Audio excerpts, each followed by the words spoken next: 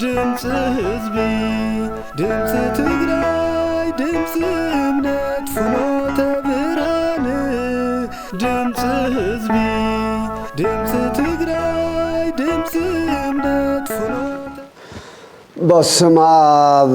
ወወልድ ወመንፈስ ቅዱስ አሃዱ አምላክ ዘለዓለም ሥላሴ ሆሳዕና ለወልደ ዳዊት ብሩክ ዘይመጽእ በስመ እግዚአብሔር ሆሳዕና በአርያም በክርስቶስ ስም ክርስቲያን በወልድ ስም ውሉድ ዝብል ስም ዝተዓደልኩም ህዝብ እግዚአብሔር አምልኩ ኩርናዓተ ዓለም ኮይንኩም ነዚ መልእኽቲ እዚዩ እትከታተሉ በመልእኹም ልዕሊ ኩሉን ቅድሚ ኩሉን አምላኽና ጌታና መድኃኒና ኢየሱስ ክርስቶስ እንሆ ናብ በዓል ሆሳዕና ዋዜማ 2018 ዓመተ ምህረት ብሰላምን ብጥዕናን ሓልዩ አጽኒሑ እንሆ በዕለተ ሆሳዕና ብዛዕባ ዝገለጾ ምስጢርን ብዛዕባ ንደቂ ሰባት ዝሃቦ ተስፋን ህይወትን እንሆ ቀፂሉ እውን ብዛዕባ እቲ ዝቕበሎ ምእንቲ ድሕነት ዓለም መከራ መስቀሉ ፀዋትወ መከርኡ እንዝክረሉ እሞዚ እውን ሓሊፍና ናብ ብርሃን ትንሳኤ እንሰጋገረሉ ጊዜ ብሰላም ክንክበር ስለዘውቃዓና ክብርን ምስጋናን ንዕኡ ይኹን እናበልኩ ንዓኻትኩም እውን ናብ ዘለኹም ክፍለ ዓለም እንቋዕ መድኃኒና ኢየሱስ ክርስቶስ ናብ በዓል ሆሳዕና 2018 ብሰላምን ብጥዕናን ኣብፅሐኩም ኣብፅሐና ከምኡ እውን ናብ ብርሃን ትንሳኤኡ ብሰላም ንኸብፅሐና ሕዚ እውን ቅዱስ ፈቓዱ ይኹነልና ሆሳዕና ለወልደ ዳዊት ብሩክ ዘይመጽእ በስመ እግዚአብሔር ሆሳዕና በአርያም ዝቓል እዚዩ እንረኽቦ ወንጌላዊ ማቴዎስ ካብ ዝፀሓፈልና ኣብ ምዕራፍ 21 ዘጊቡልና ጽሒፉልና ዝርከብ ጌታናን መድኃኒናን ኢየሱስ ክርስቶስ ካብ ደብረ ዘይቲ ቤተፋጌ ተሲኡ ናብ ኢየሩሳሌም ኣብ ዝጓዓዘሉ ኣብ ዝበፅሐሉ ጊዜ በቶም ሽዑ ዝጽበይዎ ዝነበሩ ብድሕሪቱን ብቕድሚቱን በዓሽሓት ዝቁፀሩ ዝነበሩ ወገናት እስራኤላውያን እንሆ በሓጎስ ኣብ ዝቕበሉሉ ጊዜ ሽዑ ዘስምዕዎ መዝሙር እዩ ናይ ሓጎስ መዝሙር ናይ ምስጋና መዝሙር ናይ ተስፋ መስሙር ናይ ነፃነት መዝሙር ኢና ሰማዕናዮ ስለዚ ሎሚ ብዛዕባ ሆሳዕናን ምስጢሩን ብዛዕባ ጌታናን መድኃኒናን ኢየሱስ ክርስቶስ ናብ ኢየሩሳሌም ኣብ ዝኣተወሉ ጊዜ ብዛዕባ ዝነበረ ኣቀባበሉን ናይቲ ህዝቢ ዝነበሮ ስምዒትን ብሰፊሑ ሓቢርና ክሪኦ ኢና እሞ እቲ ገላፂ ምስጢር ወሃቢ ጥበብ ኣካላዊ ዝኾነ እግዚአብሔር መንፈስ ቅዱስ ሃብታቱ ብዙሕ እዩ እሞ ምስጢሩን ጥበቡን ንኽገልጸልና ቅዱስ ፈቓዱ ይኹነልና ወንጌላዊ ማቴዎስ ከምዚ ጽሓፈልና ነቲ ትምህርትና እውን ብዝግባእ ንኽርደአና መጀመርታ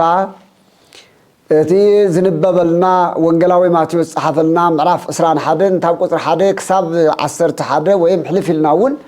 ዘሎ ገጽ ንባብ ሓቢርና ምሰንበብና ብድሕሪኡ ናፍቲ ሓተታን ትንታኔን ሓቢርና ክንኣቱ ኢና እሞ ሰሙኑ ዘለኹም ብቃሉ ብዝግባእ ንኽተዳምፁ ድሕሪ ትምህርቲ ምስ ተዓፀወ እውን ከዓ ድማ መጽሓፍ ቅዱስኩም ኣውፂኹም እቶም በዚ ዕለት እዚዩ ዝመሓለፉ በዚዩ ንጠቕሶም ናይ እግዚአብሔር ቃል ወይ ድማ ቅዱሳት መጻሕፍቲ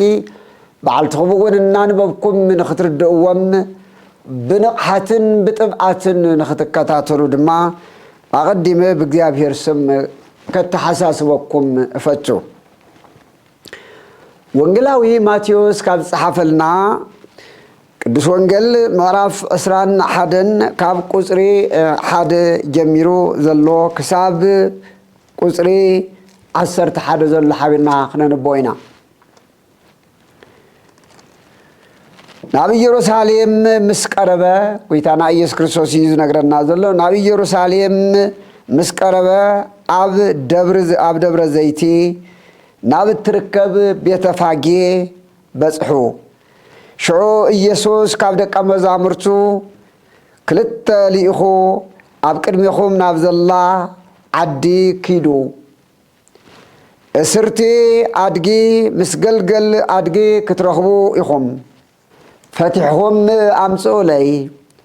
ዝኾነ ሰብ እንታይ ትገብሩ ኣለኹም እንተበለኩም ጎይታ ይደልዮም ኣሎ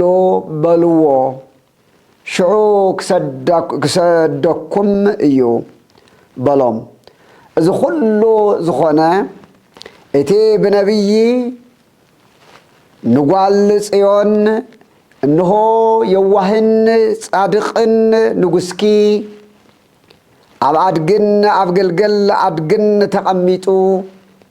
ናባኺ ይመጽእ ኣሎ በልዋ ዝተባሃለ ምእንቲ ክፍጸም እዩ። ደቀ መዛሙርቱ ድማ ከይዶም ከምቲ ኢየሱስ ዝኣዘዞም ገበሩ። ነታ ኣድግን ነታ ገልገላን ኣምጽእሉ፣ ክዳውንቶም ድማ ኣብ ዝባንን ጐዝጐዝሉ። ኢየሱስ ከዓ ተቐመጠ። እቶም ህዝቢ ብምልኦም ድማ ክዳውንቶም ኣብ መንገዲ ኣንጸፉ። ካልኦት እውን ካብ ኣዕዋም ጨንፈር እናሰልዑ ኣብቲ መንገዲ ይንስንሱ ነበሩ። እቶም ቀቅድሚኡ ዝኸዱ ደድሕሪኡ እውን ዝስዕቡ ህዝቢ ከዓ ዓው ኢሎም ሆሳዕና ንወዲ ዳዊት እቲ ብስም እግዚአብሔር ዝመጽእ ብሩኽ እዩ፣ ሆሳዕና በአርያም እናበሉ ድምፂ የስምዑ ነበሩ። ናብ ኢየሩሳሌም ምስ ኣተወ ከዓ ኩላ እታ ከተማ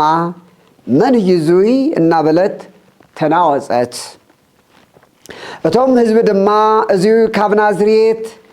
ናይ ገሊላ ዝመጸ ነቢይ ኢየሱስ እዩ በሉ። ሰማይ ወምድር ይሓልፍ ወቃልየስ ይሓልፍ ይቤ እግዚእ ላርዳይሁ። ሰማይን ምድርን ክሓልፍ እዩ ቃለይ ግን ኣይሓልፍን ይብል ጎይታናን መድሓኒናን ኢየሱስ ክርስቶስ። ስለቲ ቅዱስ ቃሉ ጎይታናን መድሓኒናን ስም ጎይታናን መድሓኒናን ኢየሱስ ክርስቶስ ይኽበር ይመስገን። ክቡራንን ክቡራትን ኩልና ከም ዝኸረምናሉ ከም ዝቐንናሉ ጾም ካብ ዘወረደ ጀሚርና ክሳብ ሕዚ ሎሚ ዝኔናሉ ክሳብ ሆሳዕና ዘሎ ጾም ክንብል ከለና ካብ ዘወረደ ክሳብ ቅድስቲ ዘሎ ዓርሱ ዝኸኣለ እንትኸውን እንካብ ቅድስቲ ክሳብ ሆሳዕና ዘሎ ክንቆፅሮ ከለና ጎይታናን መድሓኒናን ኢየሱስ ክርስቶስ እቲ ሕዚ ናብ ኢየሩሳሌም ንኸኣቱ ነቶም ክልተ ደቀ መዛሙርቱ ናብ ቅድሚት ናብ ዘሎ ዓዲ ዝለኣኸ እሞ ዝተኣሰራ እዱግ ብምርካቡ ፈቲሕኩም ኣምጽኡለይ ኢሉ ዝኣዘዘ እሞ ምስ ኣምጽእሉ በዛ ዓባይ ኣድግን ገልገል ኣድግን ክዳውንቶም መንጺፎምሉ ብኣኣተን ብምብራይ ተጻዓይኑ ወይ ተቐሚጡ ናብ ኢየሩሳሌም ዝተጓዓዘ ጎይታና ኣምላኽና መድሓኒና ኢየሱስ ክርስቶስ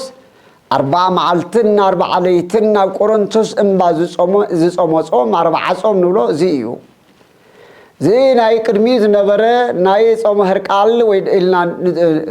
ጠቐስናዮ ታብኡ ካብ ቅድስቲ ክሳብ ዘሎ ግን ጎይታናን መድሓኒናን ኢየሱስ ክርስቶስ ምጽዋም ዝግብኦ ኮይኑ ከይኮነስ ኣቐዲሙ እውን ሰርዓይ ሕጊ ስለ ዝነበረ ነቶም ቅድሚኡ ዝነበሩ ነነቢያት ዘልዕሎም ንሱ ስለ ዝኾነ እሞ ነቢያት ከዓ ከም በዓል ሙሴ 40 መዓልትን 40 ለይትን እውን ዝጾሙ ዝነበሩ ብምዃኖም እቲ ናይ ነቢያት ትንቢት እውን ንኽፍጽም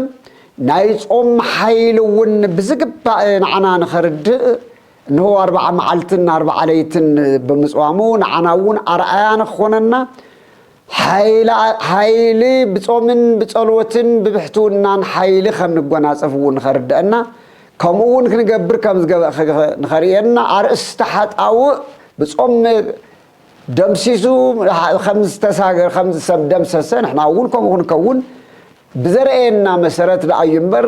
ويتنان مدحانينان إيس كريستوس كم نبيات بصوم تاب أملاخ تاب العلي تاب كالي حيلين مركاب ويدمز خونن مركاب زغورو خمانات زوم صوم ايكونن صوم زدليو زيكونس مصوامن مصلاين مسغادن زوم كلهم زدليونا نحنا اينامو ازيو مصومن باريو اموداتا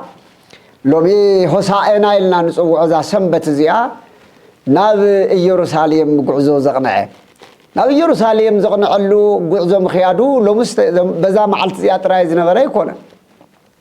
بستفلالي جزي ناب يروساليم تملاليسيو بتفلالي جزي ابيت المقدس ناترخبم هيريو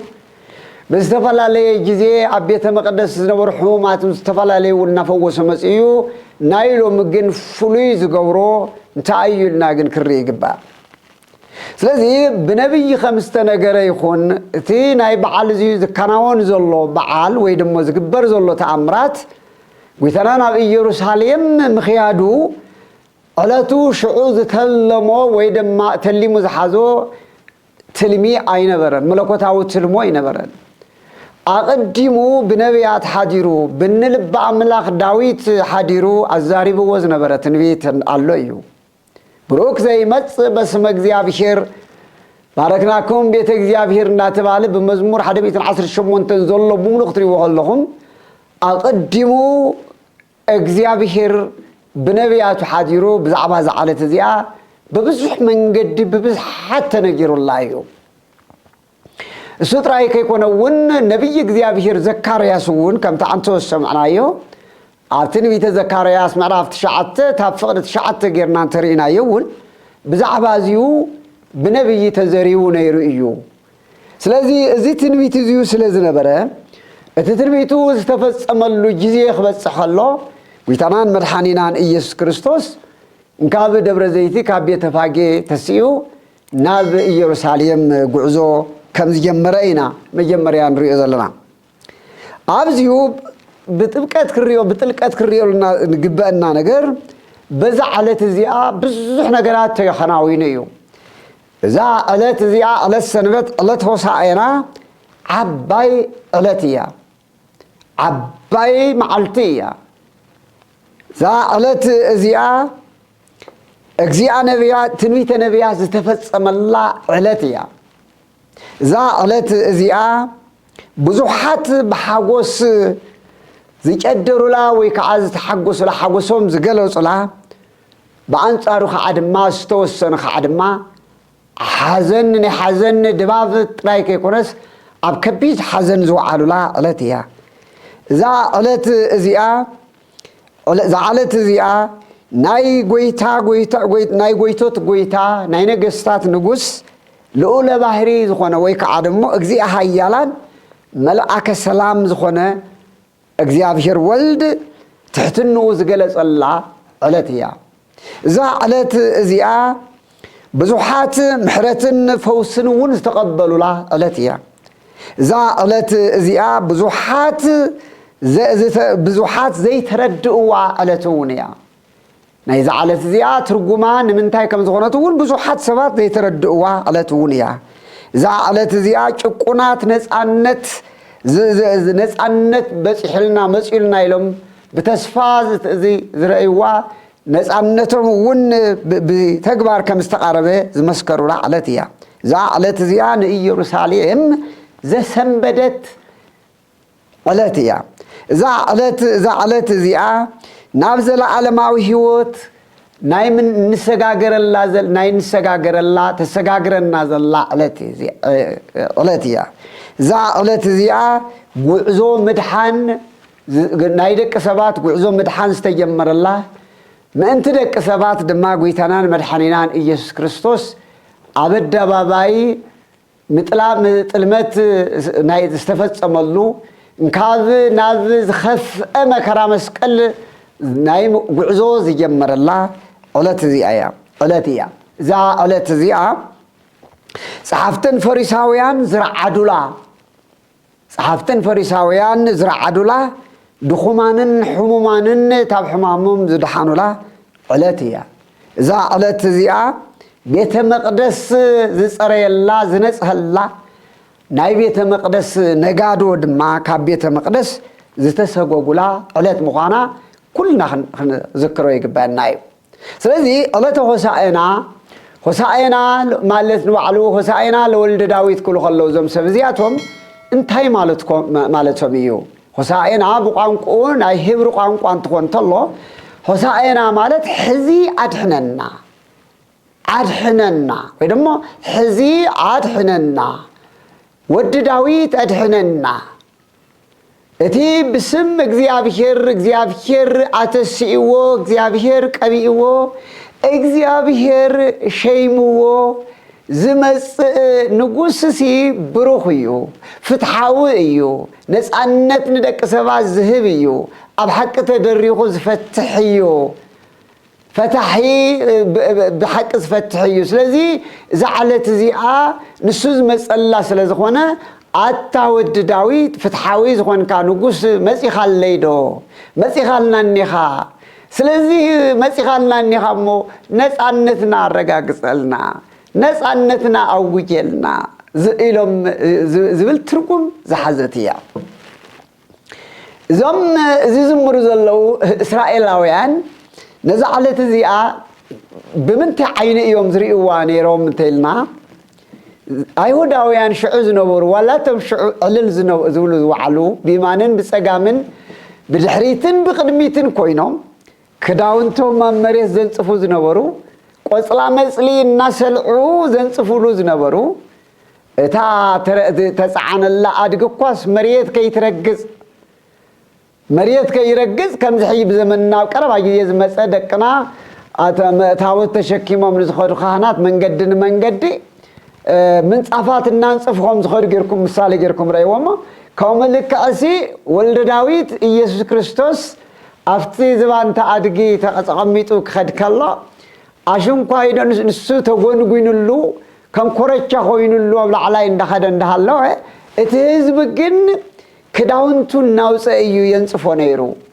ቶም ክዳውንቶም ዘይነበረ እኳ ቆጽሊ እናገበረ የንጽፎ ከምኣ እናገበረ እዩ ዝኸይድ እኒሄ ሓደረ እዩ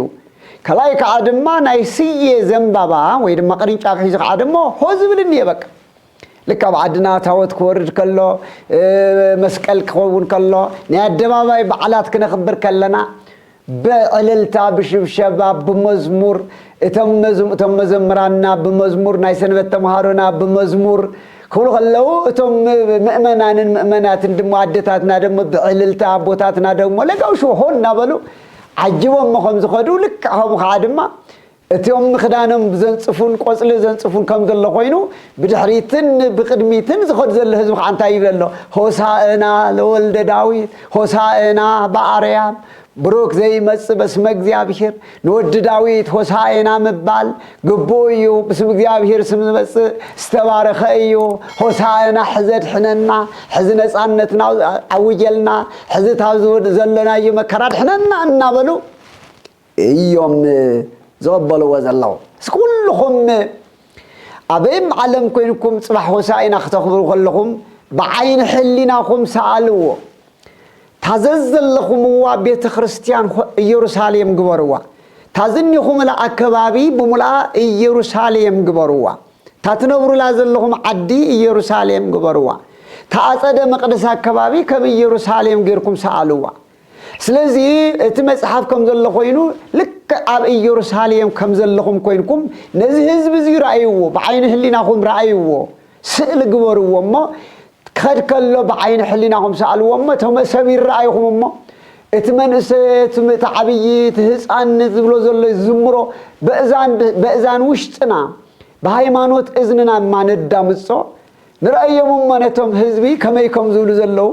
ويتنا يسوع كريستوس مفتاح أفتح حنت بتراخ عن كله أفتح قل يكون ويفتح عبايك خد كله كما إننا بلي خير كم زلهم مرأيوه تاتس عن استس عنا أرقدم ما خميل أتخد زلا نقد بيتكم غن مرأيوه تيز بخمين مريت يدفع له خميت سلم مرأيوه تيز بحر زل الزماري مسمعوه كله يتقبر زني زينا نستوز زلنا لب بالو كم ذكرنا مسألنا يو إتنا إذا هزبي دمسينا إذا هزبي مسجانا زبحال زلوا بخمي يجير كاي يخترقوا مزخل تاي مالتي خمي ترديهم مريم بحكي بمن تايم صبك ترديهم مريم ريلي تقولنا بره هزبي يسوع كريستوس مرهاني عالم نعلم على تعرف سكال كم زمس نقول سماوي أملاخ مدحن كوينو خمس مس تهزب تردي وري مسلكم بركز تردي وري مسلكم حزد حننا زبحال زلو زد حنا تزيو نكاب زلعالم مسانا صعينونا زنبره كاب دوية سقانان دوية نفسنان كادحينونا منقست غانا بغيابير كبرة بصحنا ديز بزلو حسائنا خبلو خلو حزد حننا خبلو خلو تام تاي كدحنا ميوم زم هزب زيوم زلم من زلو ويزمر زلو نحن أصلومي إزي العلنا مثالينا الشعوب حيزنا بزمننا ون بتفلالي على باسفية كريستيان أجيسنا باباساتنا لكان باباساتنا كهناتنا دياقوناتنا إزي اللو زبها الباسات تخديننا عندنا حزنا وندمان سينا حيزنا من آسياتنا صباح خصم كتري ويخمس كله حصانو يلعبي تاتشلمت عدقتون كتوصي يزغلو نحنا دمو زخوينا ليقاونتنا دما باتيو زغلو خزمر خلو نحنا تمسيرو تردينا دخون يخون ويس أبي يروساليم زيو سلستبه لأيو بخمئينا خنمرمر يقبلنا ساينا إنا خنزمر كلنا مناسياتنا زنببا ويدمو سيحسكم ساناتنا هي يسكم كتكدخل لكم بزقبا بزعباتي حسائنا عدحننا نبلو زلنا بزقبا تردينا دون فلطو دلنا كندا إذا أكليو تردينا حسائنا نبلنا نمسكنو زلنا زبل بزقبا حريق بايو بار تاريخو خمزيو ويتنان مرحانينا يسوع كريستوس نابز عالم زويد ما ولد እግዚአብሔር كل يخمن مهارو كاب እግዚአብሔር آب أكال زم أكال بحري زم بحري استولد እግዚአብሔር ولد نابز عالم زيو زمصلو انتاين مغباريو ويلنا انترينا يقدم حيخم تمهارنايو ناي اسرائيل منግስትነት ካብሮማውያን ግዛት እስራኤል በተዘመን ንሱ አንደርግ ሮማ አብሮይሮም ግዛት ውሽጢ አባርነት አምናይ ስጋ ባርነት روماويان سر وشتي بحيلي ጭቆን ይግዙ ስለነበሩ ናይ ወልደ እግዚአብሔር መምጻእ ንእስራኤላውያን ካብናይ ሮማውያን ነገስታት ወይም ጊዜያዊ ምድራዊ ጭቆና نعاتهم من خدحن نصحوص أميلو نزا بربز نزا علامة زي حيزو زمسة ود داويت إسرائيلاويان داويت إسرائيلاوي سلازخونا كمن سلمون ولده تاب داويت حرق زمسة مدراوي زخونا أيهوداوي زخونا تقالاس هاي زخونا ناينس أنت تقالاس خوينون تاب رماويان خدحنهم زمسة أي نبرن اللهم دو حزب እግዚአብሔር እስራኤላውያን ሁሉ ዞም ህይል ዝሉሉ ዘለው ዞም ኩሉ ይዝሉ ዘለው ሓንት ነገር ዝምነይዋ ነፃነት አላቶም ዛ ነፃነት እዚኣ ትዝመጽ ዘሎ መሲሕ ንሙሉ ዓለም ካብ ሓጢያት ዘድሕን ኢሎም ማይኮኑ ዝሕልዎ ዘለው እቲ ሕይዝ መጸና ዘሎ መሲሕ ወዲ ዳዊት እንካብ ሮማውያን መግዛእቲ ጭቆና ኸድሕነና ኢሎም የምጽበይ ወኔሮም ስለዚህ ታብ ሮማውያን መግዛእቲ ንኸድሕነና እናበሉ ንጉስና ንገሰልና እዮም ዝልዎ ዘለው ኣብ ዙፋን ዳዊት ከም ሰሎሞን ተቐሚጡ ፍትሒ ክበና እዩ ንሮማውያን ሲዒሩ ከም ዳዊት ከም ሰሎሞን ኣብ መንበሩ ተቐሚጡ ነፃነት ከውፀና እዩ ዝብል እዚ ኣያታ ናይ እስራኤላውያን ናይቶም ሽዕ ዝነበሩ ናይ መጀመርያን ናይ መወዳእታን ዝሕሉ ዋን ዝምነይ ዋን ዝነበሩ ነፃነት እዚ አያት መስሎም ነራ ይሁን ዳምበር ናይ ጎይታና ናይ ኢየሱስ ክርስቶስ አመጻጻ ግን አይሁዳውያን ብዝሐለውዎ መንገድ ውን አይኮነን አይሁዳውያን ንዝተመነይዎ ንዝደለይዎ ንኸሳኽዑውን አይኮነን ንሳቶም ብዝበልዎ አይኮነስ ፈጺሞም ብዘይሓሰብዎ ይመጽዩ ፈጺሞም ብዘይገመትዎ ይመጽዩ ንሳቶም ካብ ዝጽበይዎ ዝኔው ነፃነት ዝበለጸ ነፃነት ክቦም ከም ዝመጸ አይፈልጡን ዘለዉ ኢየሱስ ክርስቶስ ግን ዝመጸ ካብ ሮማውያን ባርነት ንእስራኤል ዘስጋ ከድሕን ኢሉት አይኮነስ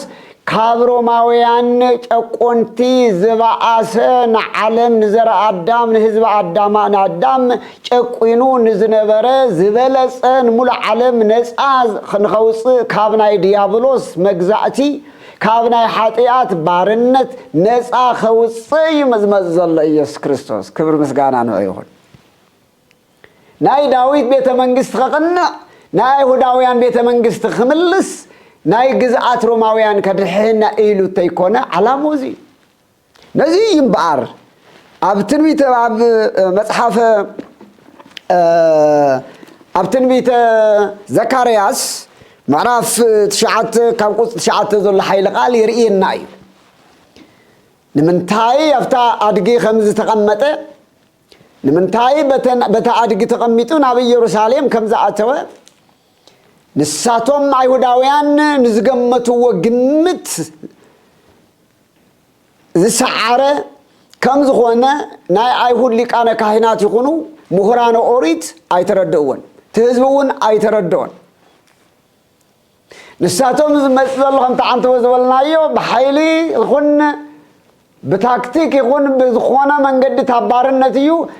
ነቢያት ግን እግዚአብሔር ግን በተም ነቢያት ሓዲሩ ብንዘካርያስ ዛረወ ዘሎ ግን በቲ ንሳቶም ተጸበይዎ አይኮነስ ፈጺሞም ንሳቶም ብዘይ ተጸበይዎ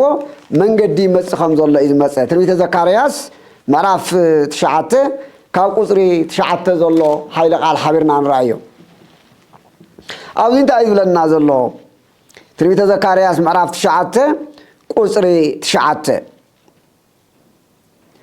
አትጓል ጽዮን ይብል አትጓል ጽዮን የመና ደስ ይበልኪ ጽዮን ኢየሩሳሌም አትጓል ጽዮን የመና ደስ ይበልኪ አትጓል ኢየሩሳሌም እልል በል ክልት የረይወን አትጓል ጽዮን የመና ደስ ይበልኪ የመና ተሐጎሲ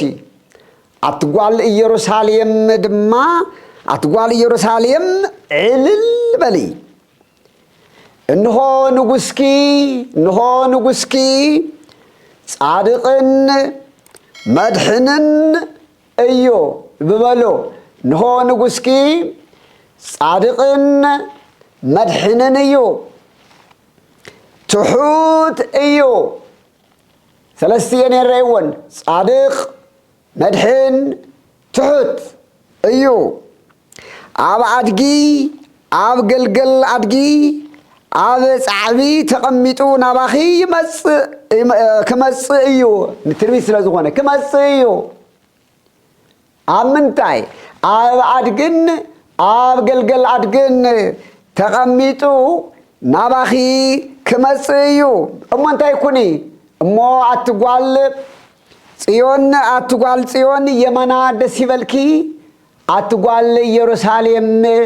ዕልል በሊ ዕልልታኺ ደስ ዝብለኪ ድማ እንሆ ንጉስኪ ጻድቅን መድሕንን እዩ ትሕቱን እዩ ኣብ አድግን ኣብ ገልገል አድግን ተቐሚጡ ናባኺ ክመጽእ እዩ እሞ ዕልል በሊ የመና ተሐጎሲ ልበሉ ንሰረገላታት ካብ ኤፍሬም ነፍራስ ከዓ ካብ ኢየሩሳሌም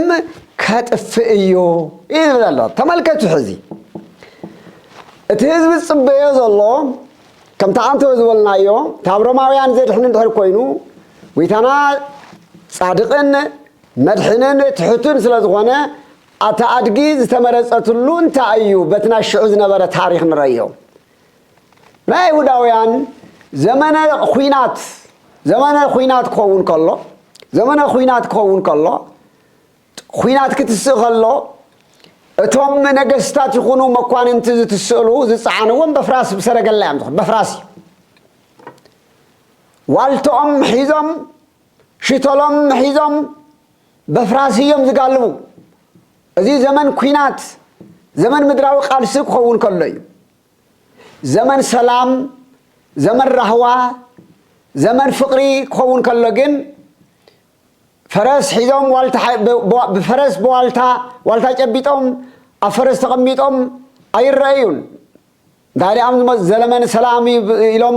ባድጊ ተቀሚጦም እዮም ዝረዩ ስለዚህ ሕዚ እቲ ዝመጽእ ዘሎ ኩናት ሒዙ ወይ ጦር ሒዙ ወይ ኩናት ሒዙ ወይ ኃይል ተጠቂሙ ንእስራኤል ዘስጋ ካብ ሮማውያን ዘድሕን ከይኮነስ እንሆ አምላኽ ሰላም ስለዝኾነ ንዓለምና ሙሉእ ኩናትን ኃይል ኩናትን ደርዒሙ እንሆ በታ ብትሕትኖን ምግላጽ ዘመን ሰላም ዘመን ምሕረት ዓመተ ፍዳ ዓመተ ኩነኒ ሓሊፉ ዓመት ሰላም ዓመት ምሕረት ዓመት ፍቅሪ እቲ ተዓጽዩ ዝነበረ ገነት ዝኽፈተሉ እቲ ተሰዲዱ ዝነበረ ረአዳም ናብ ጥንቲ ክብሩ ዝምለሰሉ እቲ ኣብ ልዕሊ ህዝቢ ነጊሱ ዝነበረ ኃጢአትን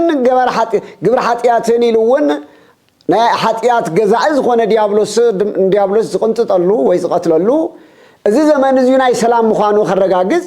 ጎይታና ኢየሱስ ክርስቶስ ጻድቕ እሙን ኮይኑ መድሕን ቤዛዊ ኮይኑ መድሕን ቤዛዊ ኮይኑ ካብ ኃጢአት ቤዛዊ ካብ ሞት ቤዛዊ ካብ ሲኦል ቤዛዊ ኮይኑ እንሆ በዛዕድ ግዚኣ ተጻዒኑ ከም ዝመጽእ ኣቐዲሙ ይዛረብ ኣሎ እዚ ዝተውዕልዎን እስራኤላውያን በትሽዕ ጊዜ ስለዚህ ንሳቶም ብኃይሊ ክመጽእ ይኽእሉ ከለዉ ንሱ ግን ብትሕትና እዮም ረኺቦሞ ንሱ ኣብ ቤተ መንግስት ረኾን ቅድም ኢሎም እውን ንሱ ኣብ ቤተ መንግስት ኩለድ ይኾን ይኽመጽእ ይኸድሕነና እንዳበሉ ንሳቶም ኣብ ቤተ መንግስት ክደልይዎ ከለዉ ንሱ ግን ኣብ ደንበ ከፍቲ እዮም ረኺቦሞ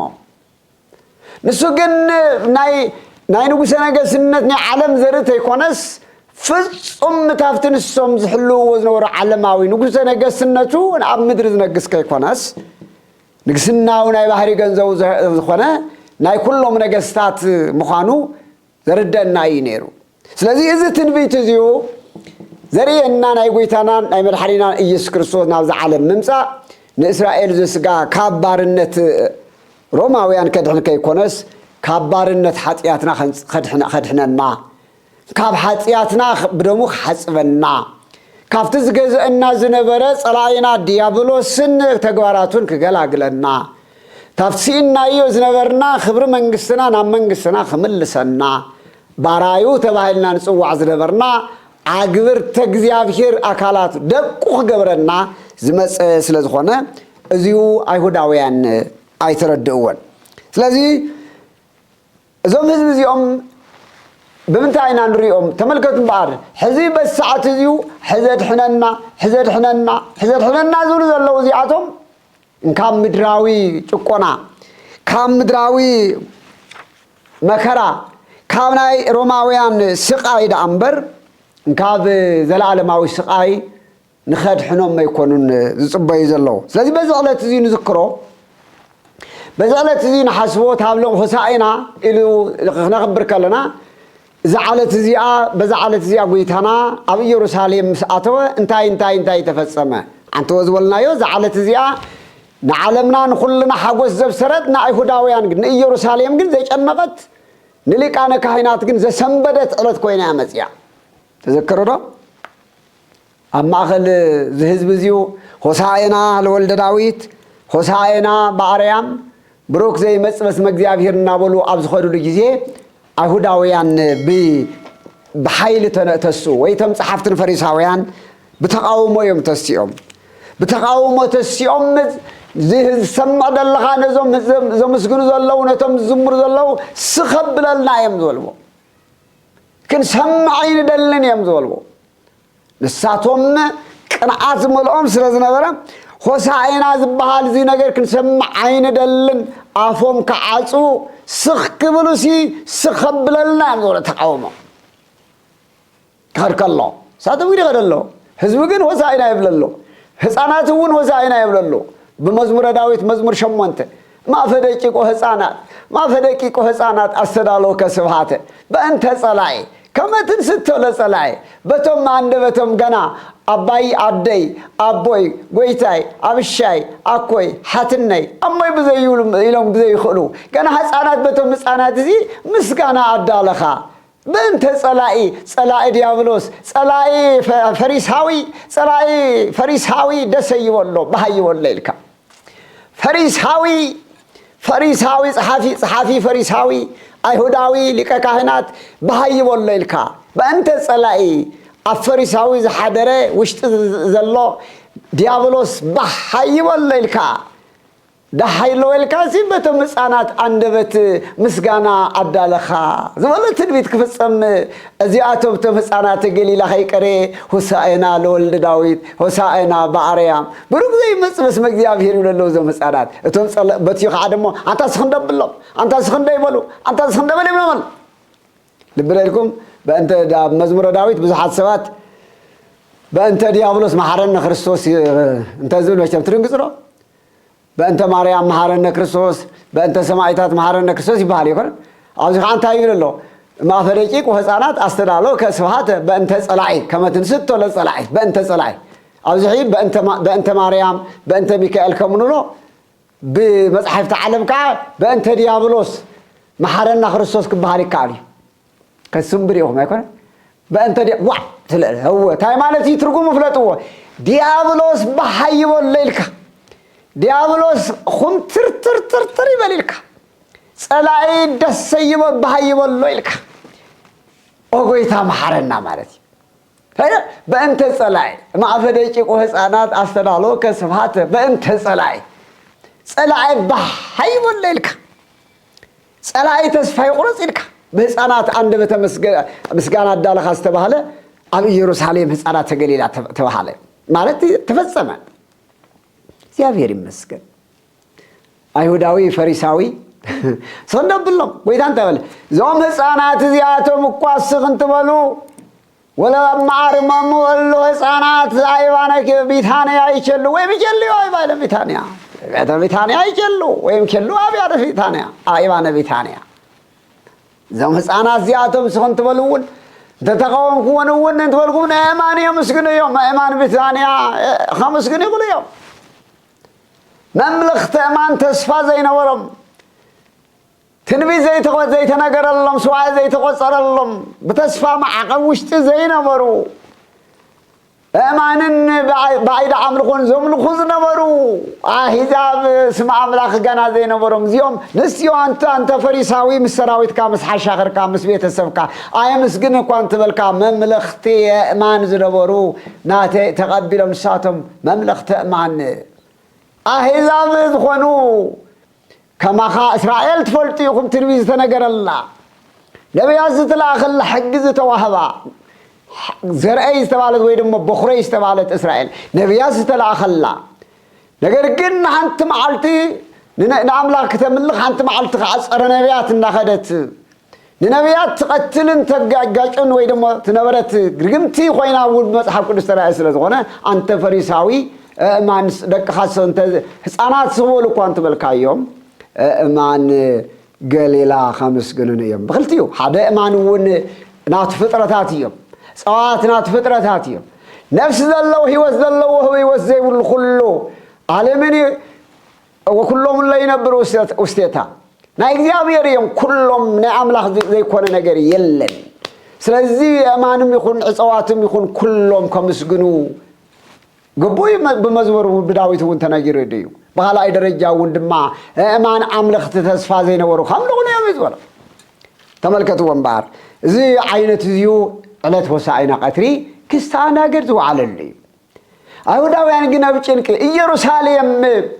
نبعلا يروساليم ون من يزخون لعجب زخطلو زلو من يزخون لهزب زخبرو زلو من يزخون لهزب علر زلو أرنا مخان من يزخل سراويت زخل حزب خمسي أنجي سوزنيه من يتبل اللاين من هو سوزنت من يسبزيو من يمزل الله قال يوم كعظيم ما بعد نازريت نبي يسيو لا يفلت وانا املاخنت زي بعد نازريت تبيت مقدسنا ترخبه ببكبابيو زمهر زلو حمومان زفوس زلو لمصامان زنص زلو نزطميونا نابركه زبلع زلو ازي ما تبعل نازريت يو يسوع بعل نازريت يو ولم كاد مقل يوم كاي مسكر الله لب بلو ابزي عبي ነገር ክንዝክሮ ይገባናይ አይሁዳውያን ወይ ደሞ ሁሉ ዘምስግን ዝዋዓለ ዕለት ሰንበት ክሳብ አጋምሸት ክሳምሸት ውን ሐቢር ምስጎይታ ይተጓዓዘ ዝሁሉ ሆሳይና አድህነና ዝሎ ዝነበረ ሰራዊት ወይ ህዝቢ ክሳምሸት ሐቢሩ ሰሙን እዚ ሙሳ ይቀነን ዝሕዝን እዚ ሆሳይና ዝሎ ዝነበረ ህዝቢ ንጎይታ ንገሰልና አድህነና ዝሎ ዝነበረ ህዝቢ ታብ ሰዓት ምሸት ጀሚሩ ግን ዝሰሙን ሕማማት ግን እዘን ዕዳው ንጎይታ ዘንጨብጭባ ዝነበራ ሆሳይና እናበላ ንጎይታና ነታአድግን ተቀመጠላ አድግን خداونت زنصفا زنبرا اداو زغزغزا زنبرا اداو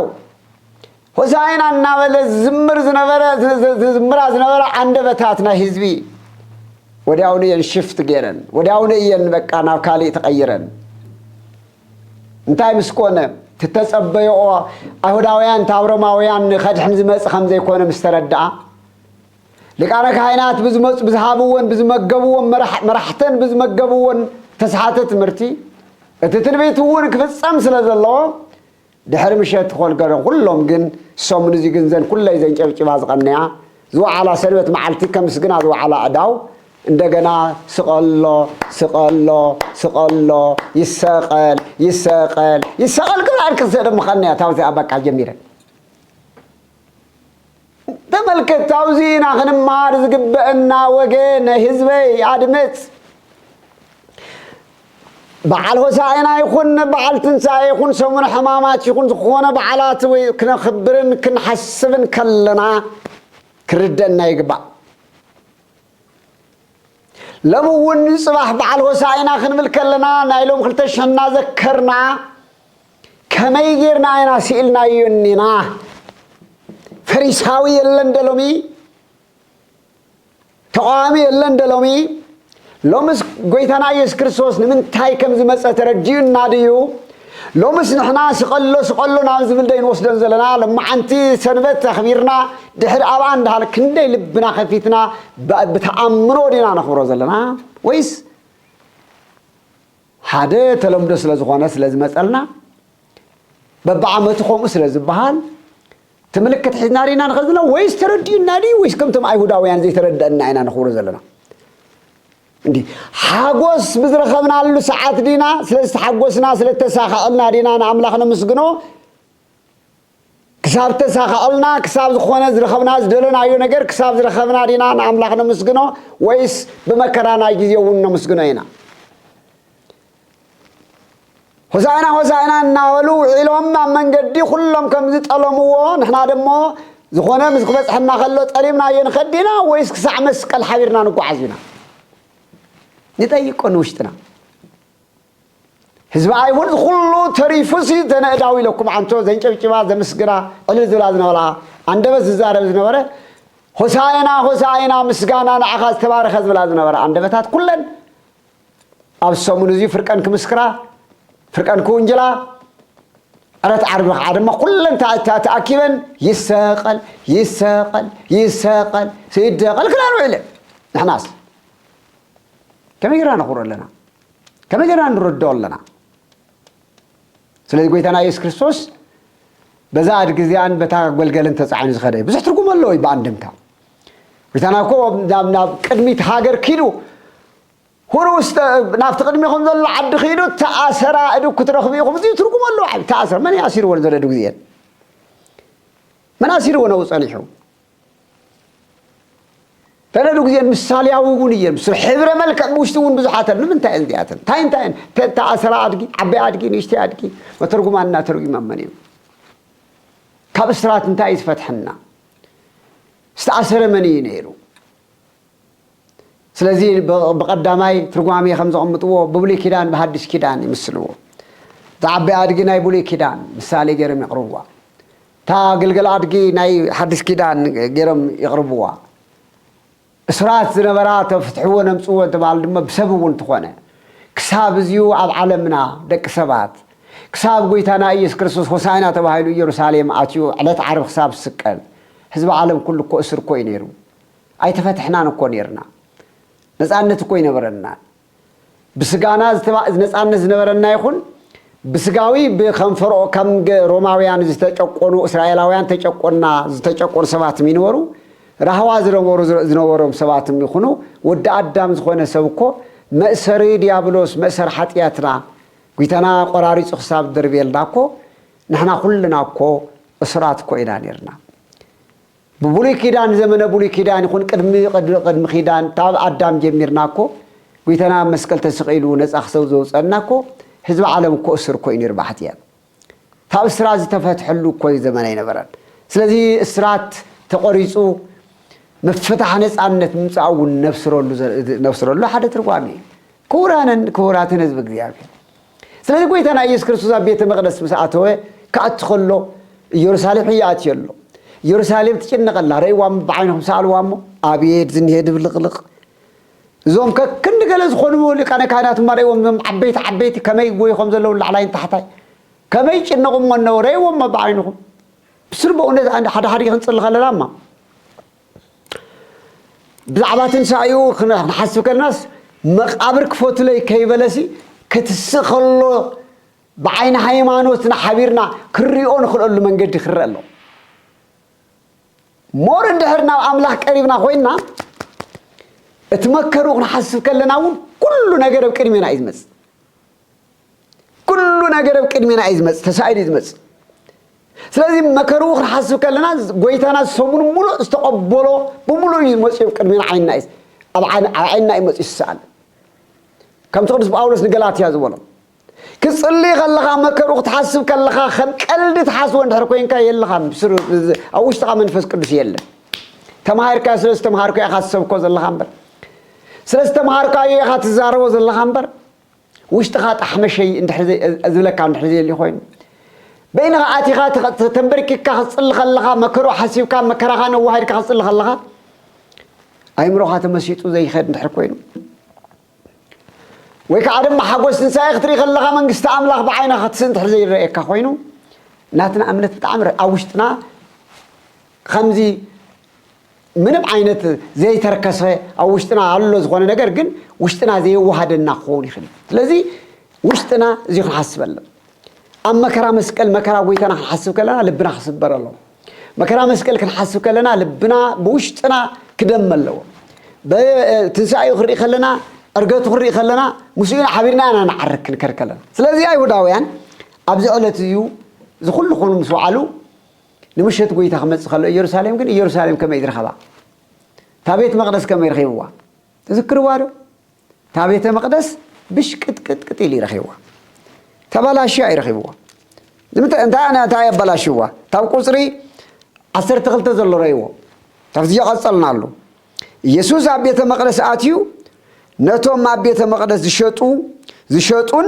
زعدقون زنورو كلهم أباررهم سلالة بيت مقدس مشتن منقدن يعني را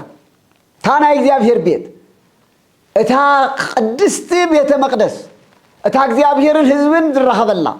اتا لك كائنات بناي أوريت زنورة نعتوين من تحاتياتون من تهزب حاتيات زستسري الله إذا بيت مقدس قدست بيت مقدس يا كم يعني را ترابيزاتهم مشارفتهم منابرتهم زشية ترقوهم من كله أو عتيو كل بت أبلهم بيت أيسين أي يابشر ناي صلوت بيت رامبر ناي صلوت بيت تبهالمبر نسخات زمر صحف الله نسخاتكم جنا بعت سرقتي ناش شفاتو بعت غيركم وا ناي ليابو بعت غيركم وا غيركم هو قبركم هو عبيت مقدس دع قبركم تلازي بيت يسب بيت صلوت السمنة وأنتم السر السيكم هو بعت سرقت وبعت فات وسرقت بيت مقدس يكون هاي صلوت بيتيات البحال بيت مقدس يكون هاي مسكانا بيتيات البحال نسخاتكم كن ناي شفاتو ناي ليابو جزا جبركموا إلى استراركم بيت مقدس يانيتيا بقوموتها بيت مقدس وركم يرخبوا كهنات اللي كان كهناتنا قل تبالو أبزا بيت مقدس بتقرب زمس مباعاتن زمس نتفعل عليه نجر مسوعي تاتن من ناقد جيرم ما منيرم كما يرخبوا بخلاي درجة عدمة تابيت مقدس نايدك سبات لبينا عالمكم استخلون شوتنا بيت مقدسون سرقتن شفاتون زنقة سلا بيت كوينا نرا قد بقويتا منصبو سلي تقدميت بيت مقدس نرايا تقدست بيت مقدسون بزوم كهنات لقانا كهنات بزوم هجن فلطينا بحالتي بزوم هج فرسنا بول زقاومو نساتهم ግን መቀለድን መሸቀጥን يوم ገረማ ነሮ መናገድ يوم ገረማ ነሮ بسم زنقدو لا يوم نرمو اذي اغويتا اتيو صريوايو نايلون بيت مقدسنا بيت ክርስቲያንያ نايلون بيت مقدسنا بيت كهنتيو بيت كهنتنا انت يمثل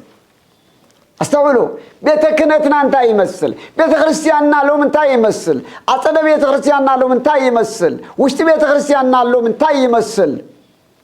نا እግዚአብሔር ቃል ዝረወሉ አውደ መረድዩ ህዝብ እግዚአብሔር ዝድሕኑ ድዩ ወይስ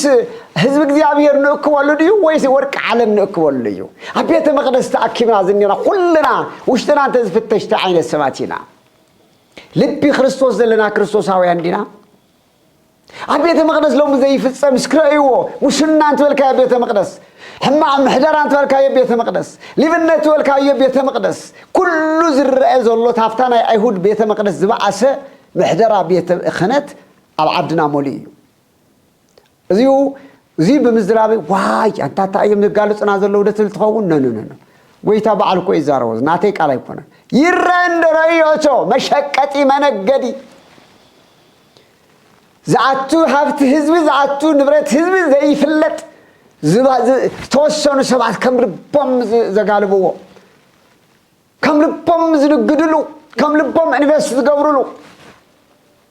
دخاتات جن مسلم زي يرخبلو أتا أسرات نبيتك زيارتو حسبهم من نبيتك زيارتو تل تحدائد نايدخا تحدائد ناي كهنات أبسلست كفافليو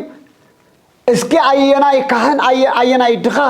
أيناي كنقبر يقومت فلتو أمسن تزي يكون انكو زي نمركو إنا خوينا نينات بزبي ስለዚህ محدر ቤተ ክርስቲያንና ለሙጉር ክርስቶስ ነታ ቤተ ክርስቲያን በደሙዝ መስረታ ነታ ንሕና ንጽልየላን ተዝጥምታ ነታ መቅደስ ውሽጥ ይኮርኩም ዘለኩም ዘሎ ታ መቅደስ ውሽጥማ ታወተሎን ወይ ተቅድሳት ጽብቆ ዘሎ ታ ውሽጥ محدራታ ቤተ ክርስቲያን ይዘለኩም ንሳንተ ትረስኪ ታይት መስል መስለኩም ክንደ ሸፋቱ አቲናያ ክንደ እንትናት አቲናያ ከበይላን ማሐድር አለና ጽሬት ሄድሊያዩ بيت كهنت تاب بيت منقسي بزل على ختصري محدرا ختصري حفتاق محاشك معاش هزبا خطكب نا እግዚአብሔር ዙፋን ክትከውን ጥሙያዝ አንገሉላ ህሙማን ዝፈወሱላ ለምጻማዝ ዝነጽፉላ ተስፋ ሳኑ ተስፋ ትህብ ምስካየ ህዙናን ክትከውን ዝግባ ቤተ ክርስቲያንያ ሎሚ አልሕቶ ምልክ ዘአትወቱ ለዘመን ታንት ቤተ መቅደስ ካናትና ልብያ ويتنا إيس كريستوس تملكتو زما صلوا أرجع تشكيم هم تخلقن عيري ونبر نساتهم نقوس كلوا ويتنا إيس كريستوس كن عبية حفظي بالمسكال يتشكيمني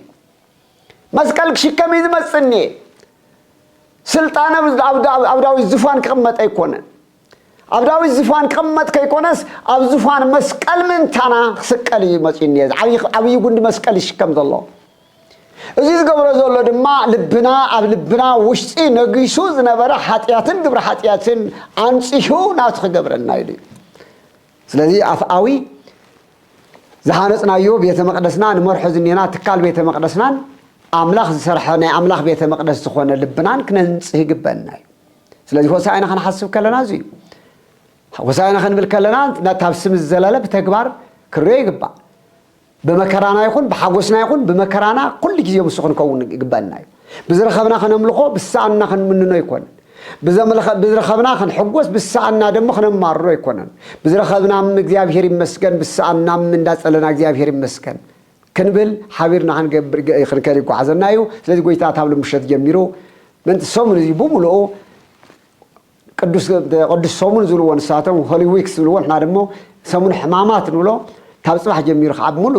ሳምንታ ዝንበብ ምስና ዕለት ጉዕዞ ናይ ስቕለቱ ዝኸይድ እዩ ካብ ረውዕ ጀሚሩ ከዓ ደሞ ምኽረሞቱ ዝጀምረሉ ዝተወሰነሉ ንሓንሳዕ ንመወዳእታን ይሙት ዝተባሃለሉ እዩ ሓሙስ ድማ ሓድሽ ስርዓት ሓድሽ መስዋዕት ሓድሽ ስርዓት ዝተዘርግሐሉ እዩ ዓርቢ ከዓ ደሞ መስዋዕት ኮይኑ ዝተፈተተሉ እዩ ትንሳኤ ደሞ እዩ ሞዚ ታብ ጽባሕ ጀሚርና ሓቢርና እንዳተማሃርና ንጽበን ጸንሕና በእምነትን በፍሳሃን በሓጎስን بكل مداينا ذكرنا زغل زخفلو مئنتانان مئنت خلنان مئنت حدحدنا المخانون نعمنا بطريق تاريخ نصلي بطريق تاريخ نقعز قبلنا أيو نبعل هو ساينو زر صحنا لو سنجس كويتنا يسوع كريستوس سومن حماماتو بسلام برتعو أصنحو عندنا برهان تسعون خريء النقد فقاري هنا لنا كيترسعو تنسعي مسقوماتن مسحزناتن كنكون قبلنا خنا قبلنا أيو كلهم تدالو يا بير باركم يا بير قدسكم آمين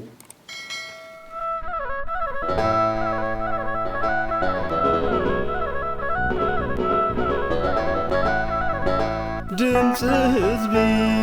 دمس تግራይ دمس እምነት ፍኖተ ብርሃን دمس حزبي دمس تግራይ دمس